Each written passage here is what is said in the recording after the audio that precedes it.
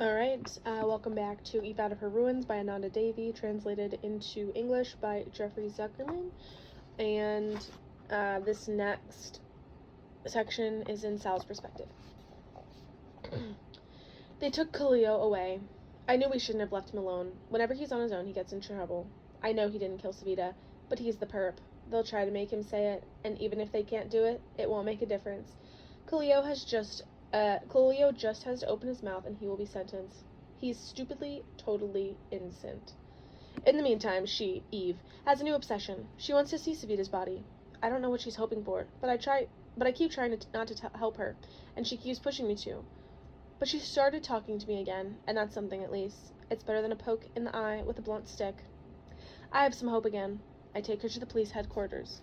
The officers look at us indifferently at first. Then, once they hear where we're from, suspiciously, especially me. They take more kindly to her. She looks so young with her big t-shirt and her hair pulled back in a ponytail. Yes, she really seems young, like she's 15 years old. And then there's a dark splotch on her right cheek. Isn't that a typical feature? Isn't that the mark of life in those tormented places? The officers buzz around her like a fat bumblebee. The inspector takes us to the office. He remains standing. He's huge and seems fatherly, but I don't entirely trust him.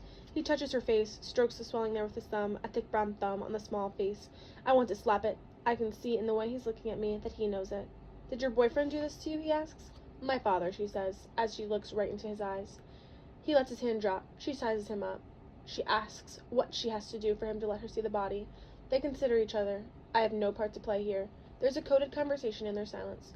She's in the morgue, he says. So, is that far away? The morgue? She asks. Why would you want to see her? She was my friend. We only let close family see the body. I'm family. We'll return it to you when the autopsy's done. It's best to wait. He goes back to his paperwork with an air of finality. I drag her out of the headquarters before she tries to do something else. I don't understand this ease she has in paying for things with her body, as if it didn't mean a thing. I think it's the most precious thing in the world. I take her to the Cordon waterfront because I know she doesn't want to go back to Trimerol. She's devastated. We sit and look at the sea and wait. The bruise on her face has turned purple under the streetlights. It actually looks beautiful. The sea by the luxury hotel gleams with hazy fire. Where we live, it looks like oil and smells like an armpit. People walk past, sit at a cafe, take in the air, drink beers, enjoy the weather, and think about nothing. Eve once told me that we were on another planet. I think she's right. Our sun and theirs aren't the same. She doesn't say anything. She doesn't see anything. She isn't here. How can I reach her? We walk on glass parapets, over the clear void. There are thousands of silences between us and the distance of infinity. I light her a joint. She inhales sharply, and her eyes turn to warm honey. The colors mass on my tongue like the honey of voracious flowers from Rodriguez. To Lizzie Couma de Mel Rodrigue, I say to her in my head. The ganja races through my body, shimmers in my veins. My words are simple and straightforward. We'll get through this, I tell her. Maybe you will, not me. I don't have the energy. It's all gone. But there are options. Pretending, persuading, that's what will help us out. She smiles. Your words, she says, you borrow them from other people, and they'll help you fool people. Yes, he'll get out. It upsets me to hear her say that. If I use them, I say, then they're mine. I take them. Words don't belong to anyone. And they belong to everyone. You're free to do whatever you want. I won't follow you. It's too late. How can it be too late when you're 17? I feel old, she says. We're practically children, sitting on our parapet, and she, with the flower of violence on her cheeks, feels old. She gets up and walks a few steps in front of me. She seems completely off balance. She's dancing and falling at the same time. I hold up my hand to catch her. Did this place make us this way, or was it the other way around? I don't answer. In my head, I make her a promise. Eve, I will bring you out of your ruins. Smoking together, we're closer than we've ever been. She lays her head on my shoulder. I'm filled with the herbal smell of the joint, but even more so with the smell of her. Her skin and flesh. I smell her sweat. I smell her hair. I smell everyone. I smell something else. Something secret, urgent, living, something buried, something so intensely feminine that, even in my sleepiness, I'm dizzy with desire. I pull her against me. Oh, how I want you, I tell her without daring to say it out loud. How I want you. This is in Eve's perspective. Other kinds of graffiti have replaced Sadiq's phrases and the older curses. On the floor, it's an explosion of hatred. The facial taste of it all stays in my mouth. My father's fury has subsided. Suddenly, he's playing the perfect role. He's not the father who beats his daughter, but the father who corrects his daughter. That makes all the difference. I have to sneak out when there are fewer people outside. I avoid everybody's gaze so that as not to feel their intensity on my skin. My father has long conversations with the other men in the building. When he comes back, he reeks of local wine. My mother withdraws into herself like a turtle. That's what "till death to us part" means. At school, I do nothing. There's nothing left for me to do now. My teachers try to talk to me, but they give up when they see my deadened eyes. The other teacher tries to get close to me again. He slips pieces of paper into my notebooks. He tells me to meet him in the biology room. His messages get more and more urgent. I ignore them. Little worms of desire ooze from him as he walks past. Ever since I was autopsied on that table, I haven't felt like anything more than a corpse under his slimy gaze. In fact, I am dead. In fact, I've disappeared under the shroud. I don't know why a moving body keeps pretending when it would be better to give up. It's like time's nervous tremor towards its own end. Days gone, limped with warmth, days heavy with pollen, heavy with pollution, rains like drops of shadows, drowning souls, pale waters as flat as the backs of our hands, summers exploring bodies with burning hands, cyclones and droughts one after another, and speeding up. All that in a single year. The year I'm 17. Everything's happened to me. Life and death. I've lived many lives, and yet more I don't remember. Each of them has finished like this, facing walls. I see girls dancing and women walking along a carefully chosen path. I see pensive men and old guys, happy with the sun on their white hairs. I see images on the television, shrill joy or morose, suffering that bears no relation to what I am, to what I see. Why is nothing here instrumental, like what happens on the screen? I'm nothing, an accident along the way, a wasted thing, singular, unified, eradicated. The night devours me. Its gluttony is endless. Bit by bit, it gnaws, it nibbles, but it isn't done. And then this is still in E's perspective, but it's in italics. On the autopsy table, he remembers you. You or your shadow, either one, but he doesn't know anymore whether it's you or the other one, she who looked through the gap in the door that night. He sets the books in order on the table. He doesn't like disorder. He lines up the edges. These are your own books. You left them for him. You didn't come back again. You don't want to smell the scents that stuck to them, nor the images, nor your face flattened between the pages. On the biology table, he makes you last. He can do whatever he likes with your memory. A blue body with soft innards, purple lips, as if full of blood, arms so thin they seem to have nearly disappeared, and at the end, the small damp hand that falls lifeless on the edge of the table. On the table, that is his life. Two girls have come back together. He cannot tell between them anymore. Equally beautiful and equally dead. He mixes the two of them up, their hands, their armpits. He watches them melt together, ever so slowly into each other. Sometimes he's standing up, sometimes sitting, sometimes lying down. They slip from one place to another, switch places and hang, like acrobats in their parlor. He is the happiest man in the world, on his knees, from his slowly aging body, from his days lost in not knowing when to live, from his futile attempts to communicate, a knowledge he doesn't have, having become a man once more through the shiny depths of a body as flat as the table, a bone structure visible on the wood's dark face. The veins are its rivers. The shutters of his body, taken by storm, are the avenue down which he marches triumphantly. When the first day you offered him your downfall and your pitiless gaze, you offer what you have, a bit of nothing, a bit of everything. Head banging against the wall under his ponderous ribbon. Did he see a warrior's gaze deep within your eyes, an avenging glare? He doesn't remember. So much inertia, so much indifference, this monsieur you bestow upon him after the act, and which nails everybody to the cross of their roles. That's all he is to you, monsieur, a teacher swallowed up by the impossibility of speaking. He doesn't understand why other people fight for these little mummified beings who never break free. Others say, if one of them succeeds, that's a victory for them all. But when he comes into the classroom and sees the faces hardened under their masks of refusal, under their need for confrontation, under their defiance toward everything he has to offer, under their indifference to the other prospects, he feels himself starting to die. He sets his book on the table as if slamming it shut a coffin, knowing that what they continue emanates a sepulchral smell. He gets used to it right away. They see into him with such intensity, such cruelty, that they instantaneously know how to hurt him. He snivels inside until the day a bit of sunlight on foamy hair shows him a hidden treasure in the back of the classroom, and his heart skips a beat. In this moment, the color of his life changes. He's seen you. He's discovered you. A small animal shirking behind your table. Shirking, yeah.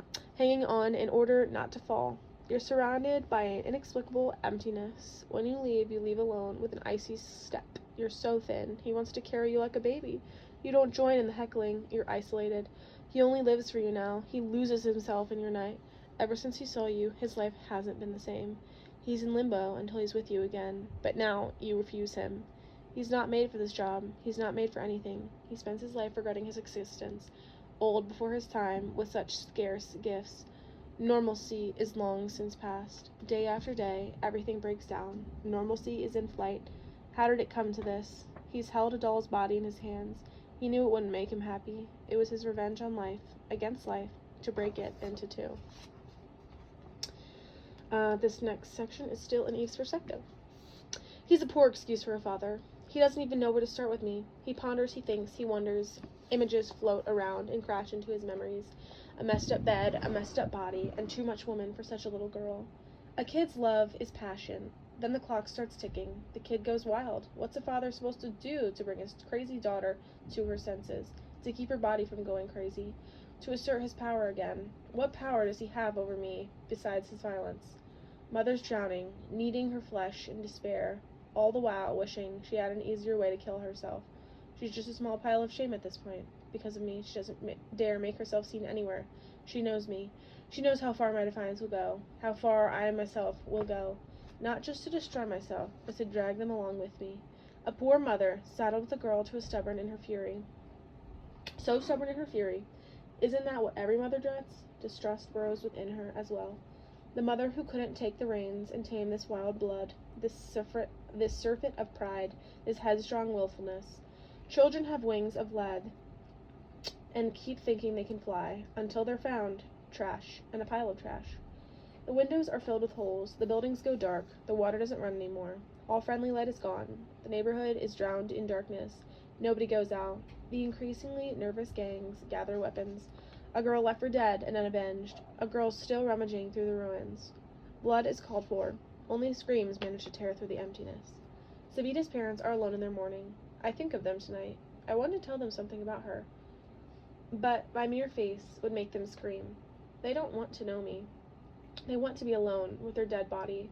But the final act has made their daughter unspeakable. Behind their horrified faces, the silent question etched in their eyes is this: what did she do to make this happen? She is an active participant in her own murder. Even now, she is still complicit. Even now, she is her own murderer. This is how they feel.